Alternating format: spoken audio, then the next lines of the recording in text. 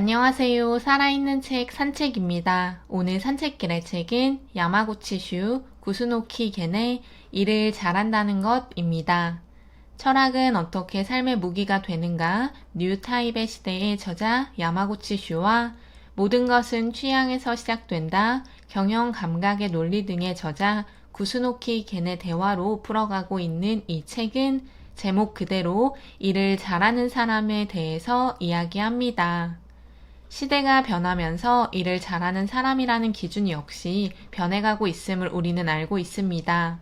결론부터 이야기한다면 저 사람 없이는 이 일이 안 돼 라는 이야기를 듣는 사람이 일을 잘하는 사람이라고 합니다. 대체 불가한 그 사람밖에 할 수 없는 자리에서 자신의 기술적인 역량과 일에 대한 감각을 보여주는 사람이 두 저자가 말하는 정말 일을 잘하는 사람이라고 하는데요. 우리가 지금까지 생각해왔던 소위 말하는 스펙이라는 부분만 개발해서는 승산이 없다고 합니다. 쉽게 말해 단순히 기술적인 부분, 토익 시험을 잘 보거나 컴퓨터 소프트웨어 프로그램을 잘 다루거나 부품 조립을 잘 하는 등의 기술적인 역량만 높은 사람은 앞으로 차고 넘칠 것이라고 합니다. 특히 인공지능의 도래로 기술적인 부분은 사람이 따라갈 수도 없을 수 있기에 사람이 가지고 있는 일에 대한 영감, 감각 역량을 길러야 한다고 두 저자는 말하고 있습니다.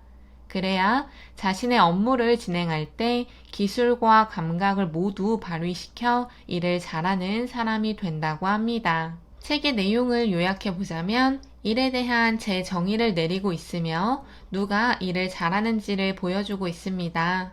또한 일을 잘하는 사람은 기술과 감각을 지닌 인재로 기술은 우리가 구체적인 수치로 평가할 수 있지만 감각은 그렇지 않기 때문에 왜 감각이 일을 잘할 때 필요한지를 이야기해주고 있는데요. 더 나아가 4부에서는 아마 많은 사람들이 궁금해할 그럼 일을 잘하는 감각은 어떻게 기를 수 있는지에 대해서도 다루고 있습니다. 일이라는 것은 나 외에 가장 가까운 내 사람들부터 내가 돈을 벌 수 있도록 도와주는 모든 사람들을 고객이라고 생각하고 그들을 위한 가치 있는 행동을 하는 것이라고 합니다. 1990년대만 하더라도 일을 잘하는 사람은 기술적인 면이 다른 사람들보다 우월한 사람들을 이야기했는데요. 그 당시에는 어떤 일을 할 때 우리가 효용가치 쉽게 이야기해서 망가진 물건이 있다면 얼마나 빠르게 잘 고치느냐, 문제가 생겼다면 그 부분을 어떻게 잘 해결할 수 있느냐 등을 풀어내는 것이 중요했다고 합니다. 하지만 요즘 우리도 느끼는 것처럼 단순히 효용가치가 높은 상품, 서비스 등을 사람들은 추구하지 않습니다. 의미라는 것을 추구하는 시대가 왔는데요. 책에서도 구매를 한 그 자체가 의미 있는 람보르기니, 페라리 등을 실용적인 혼다, 닛산 자동차 대신 구매하는 것 등 여러 예시가 나오면서 의미 추구 시대라는 것을 보여주고 있습니다. 저 역시 근래의 경험으로 플라스틱 페트병으로 만든 에코백이 다른 에코백들보다 비쌌지만 구매한 것을 생각하며 이야기를 공감할 수 있었습니다. 효용 가치를 높일 수 있는 일은 스펙, 기술적인 면으로 만들어갈 수 있지만 의미 가치를 추구하는 일은 스펙, 기술만으로는 만들어갈 수 없다고 합니다. 따라서 우리는 의미 가치를 추구하는 현대 사회에서 일을 잘하는 사람을 보았더니 그들은 비즈니스판에서 감각을 기르고 있는 사람들이었다고 합니다. 데이비드 맥클리랜드가 보여준 성공한 외교관의 세 가지 특징은 다른 사람들이 무엇을 걱정하는지, 어떤 감정인지를 감지하는 감수성이 뛰어났으며 수평적이고 건설적인 인간관계를 맺을 수 있다는 믿음으로 인간에 대한 신뢰가 있었다고 합니다. 그리고 조정자 역할을 잘했다고 하는데요. 쉽게 이야기해서 스펙과 역량으로 외교관을 채용했으나 결국 성공한 외교관들은 스펙, 역량을 뛰어넘은 무언가가 있다는 두 저자가 말하는 바로 감각이 있었다고 합니다. 정리하자면 일을 잘하는 사람은 기술, 역량, 스펙은 기본으로 갖추어야 하며 거기에 자신만의 일하는 감각과 센스를 겸비한 인재라고 할 수 있습니다. 일을 잘하는 사람, 감각을 가지고 있는 사람을 정의하는 것보다 일을 잘하지 못하는 사람, 일에 대한 감각이 없는 사람을 이야기하며 이 책에서는 일 잘하는 사람의 모습을 보여줍니다. 어떤 상황이 닥쳤을 때 분석과 통합이라는 과정 없이 무조건 스왓 분석과 같이 즉각 분석을 하고 싶어 하고 결과지를 만들어내려고 하는 사람은 일을 잘 못하는 사람이라고 하는데요. 세부적인 것들을 분석하면서 전체를 보지 못하는 사람도 일을 못하는 사람이고, 전체만 보고 세부적인 것들을 잡아내지 못하는 사람도 일을 못하는 사람이라고 합니다. 책에서는 프락시라는 용어를 사용해서 이야기를 하고 있습니다. A라는 상황이 왔을 때 그 A라는 상황을 분석해서 만들어내는 파워포인트 등의 자료를 보며 스스로가 일을 잘하고 있다고 생각하는, 하지만 그 기술적인 모습으로 분석만 해버리고 자아 도취에 빠져서 앞으로 나아가지 못하는 사람은 일을 잘 못하는 사람이라고 합니다. 그런 기술을 사용함으로써 자신이 어떤 일을 해냈다는 성취감이 불안 요소를 잠재우기 때문에 더 나아가려고 생각하지 않는다고 합니다. 이렇게 중요한 요소인 감각을 왜 사람들은 길러야겠다는 생각을 하지 않는지, 왜 우리는 기술을 신봉하고 감각은 무시하는 경향이 있는지에 대해서도 이 책에서는 다루고 있습니다. 눈에 보이는, 측정할 수 있는 구체적인 특징을 가진 기술은 사람들이 파악할 수 있지만 감각은 추상적이고 눈에 보이지 않고 측정할 수 없기 때문인데요. 그렇기 때문에 감각을 가진 사람들이 비즈니스판에서 더 큰 일을 하고 있다는 생각이 듭니다. 앞으로 우리는 기술을 신봉하고 감각을 무시해야 한다라는 생각을 버리고 일을 잘하기 위한 감각을 기르기 위해서 노력해야 하는데요. 추상적인 개념이지만 감각이라고 하는 것은 타고나는 재능이 아니라 길러지는 것이기 때문에 노력한다면 누구나 가질 수 있습니다.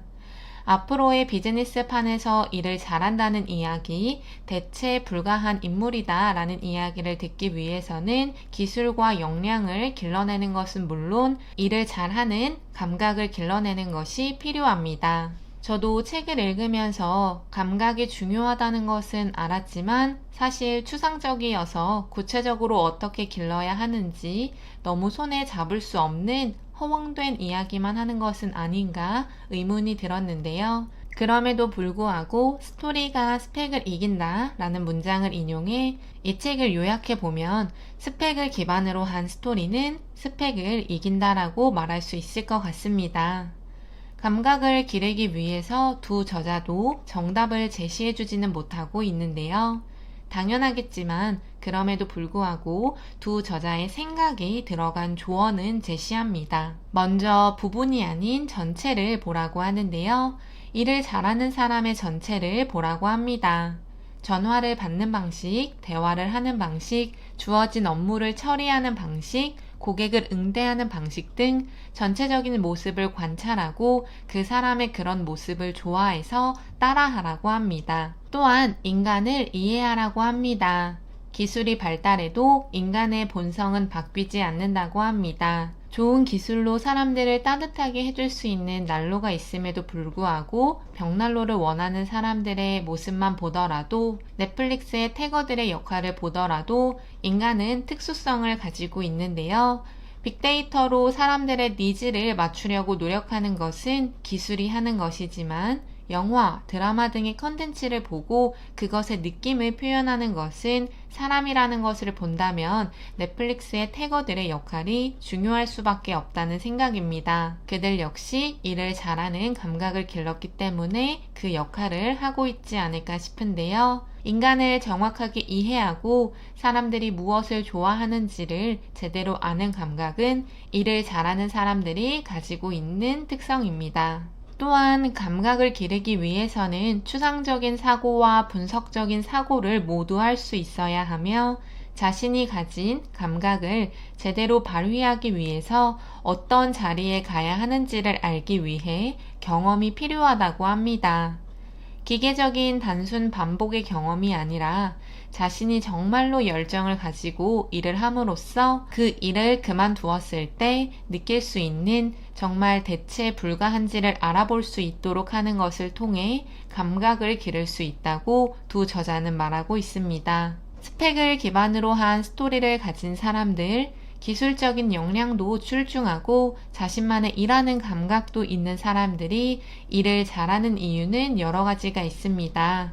그 중에서도 제대로 된 목표가 있고 누군가의 동기에 의해서 일을 하는 것이 아니라 그 사람의 내면의 동기로부터 일을 하기 때문이라고 하는데요. 인사이드 아웃과 아웃사이드 인의 사고방식의 차이가 일을 잘하는 사람과 일을 잘 못하는 사람으로 구분하게 만든다고도 합니다. 일을 잘하는 사람은 인사이드 아웃 사고방식으로 자신이 일하는 목표를 확실하게 세우고 자기가 가진 논리, 자기가 가진 감각으로 일을 처리하며 실행하면서 계획을 수정하고 부딪히면서 배운다고 합니다. 반면 일을 못하는 사람은 아웃사이드 인 사고방식으로 자신의 일하는 목표를 외부에서 찾고 일을 할 때 외부 정보를 끊임없이 받아들이려고 노력하며 외부의 지시에 따라서만 일을 하려고 하고 계획이 완성되어야 일을 실행하는 사람이라고 합니다. 시대가 변하면 당연히 일의 의미도 변하고 일의 의미가 변하면 일을 하는 사람들 역시 변해야 한다는 생각이 강력하게 든 책입니다. 하지만 시대와 일의 의미는 변하는데 사람은 변하지 않기 때문에 많은 사람들이 도태되어 가고 있고 이 책의 시작에서 나오는 문장처럼 일을 하는 사람은 많은데 왜 일을 잘하는 사람은 없을까? 라는 생각을 모든 분야의 직종에서 두드러지게 볼 수 있는 현상이지 않을까 싶습니다. 본인 스스로도 기술적인 면만 향상시키기 위해서 자기계발 서적, 공부 등에만 목을 메고 있는 것은 아닌지 생각해보고 진정으로 일을 잘하기 위해 어떤 노력을 해야 할지를 자문자답해보는 시간을 가지면 좋겠습니다. 오늘 산책길의 책은 야마구치 슈와 구스노키 겐의 일을 잘한다는 것이었습니다. 감사합니다.